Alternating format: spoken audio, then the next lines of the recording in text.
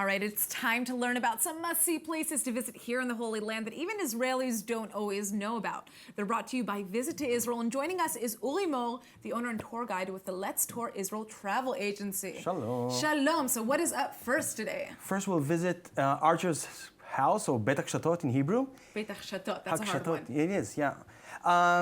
It's an old Roman bathhouse. The Romans really liked water. They came to Israel, they kept building aqueducts, cisterns,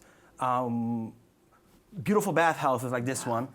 And it uses natural springs, which are collected in a well, and then there's an aqueduct that you can actually crawl in if you want, that leads the water into a beautiful indoor pool, which used to be a bathhouse. Yeah.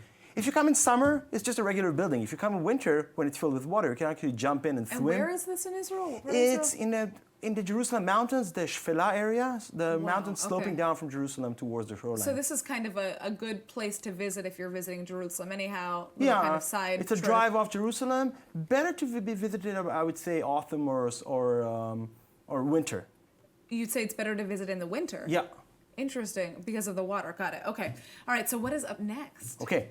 Better visited any time of the year is Caesarea or Caesarea. Yeah, one of my favorite places. An amazing, amazing old Roman city built by the very talented architect, King Herod, he's a side job as the king of Israel. Yeah. He was an amazing architect. He builds a beautiful port, the biggest man-made port known at that time. Right. In the shores of nothing, of the Mediterranean. He uses all kinds of ashes he brings from Europe to build foundations to a breakwater.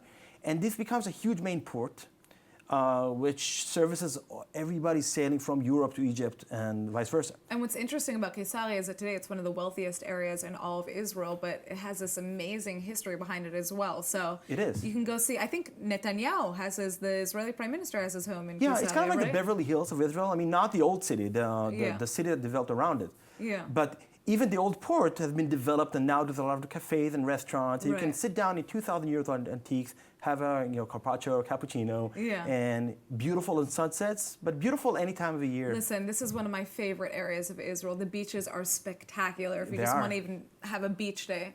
And I've sat up there on the ledge myself, just like these people, so I really recommend going there. Thank you so much for joining us today with these updates. Ciao.